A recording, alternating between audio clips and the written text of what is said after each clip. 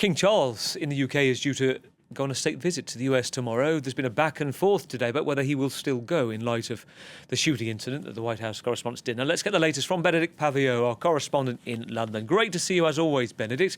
There were already calibrations, weren't there, reported within the royal household over the past few weeks in light of the commencement of the Iran war. Some MPs saying it shouldn't go ahead. This not so special relationship reported. What's the latest on plans as you know it? Well, as far as we know it, the UK monarch is actually going to the US. This, as you're quite right to point out, has been there's been a lot of controversy about this trip, whether it was the right timing or not. But let's stick to the most immediate events.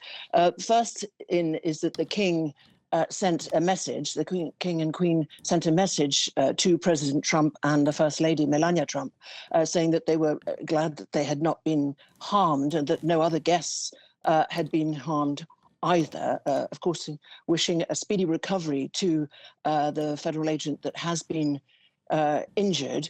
And yes, that 4-day state visit seems to be going ahead. Of course, you're quite right also to point out that this was always going to be high security, given the context in which we live in, given the Iran war, given many other things.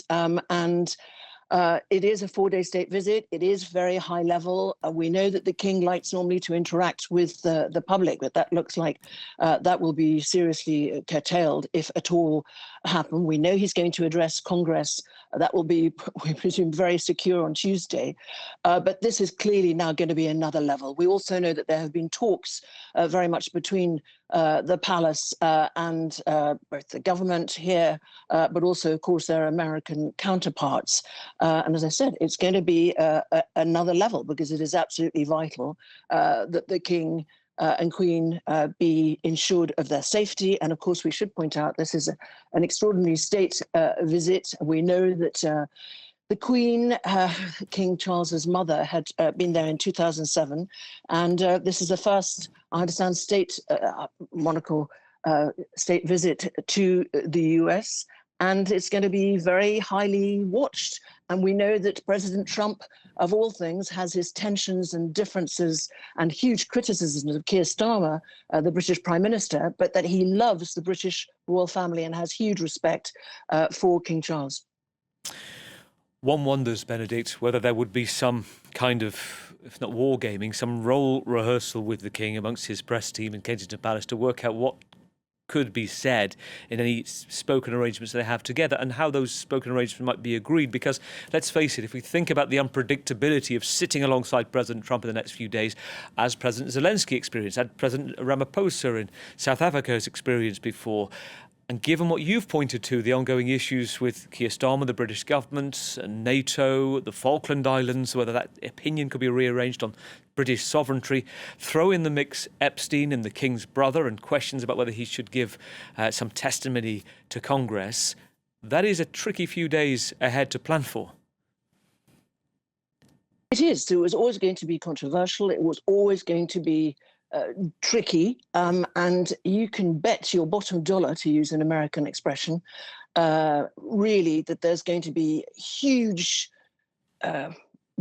vigilance, certainly from the British side, that there aren't any kind of impromptu, unfortunate, and particularly embarrassing ad-lib statements where President Trump says something, even if well-intentioned, to the monarch that is embarrassing, that is humiliating, that is what would be viewed here as unfortunate, to put it in very British polite terms, and perhaps in more stark terms, inappropriate.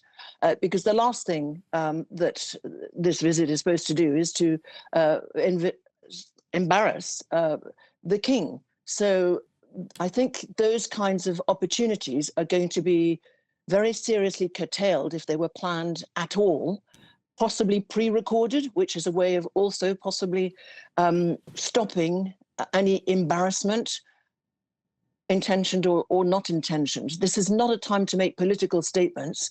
The King is not there in a political role.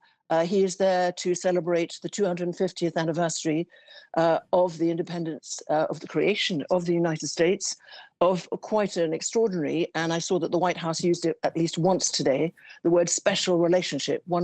This special relationship has been very sorely tested. It was only last autumn, indeed, that we were in Windsor covering the second. It's never been done before, and it is right to use the word historic, which President Trump loves so much, in Windsor, at Windsor Castle, because Buckingham Palace is being refurbished. And that was very carefully secured because it was all behind palace walls, and then the next day at Chequers. So expect huge security vigilance, but also, as you are rightly pointing out, whether it's the Falklands Islands and its sovereignty possibly being questioned, at least in a memo of the Pentagon, whether it's the heavy criticism, personal, of President Trump to Keir Starmer, saying he's no Winston Churchill.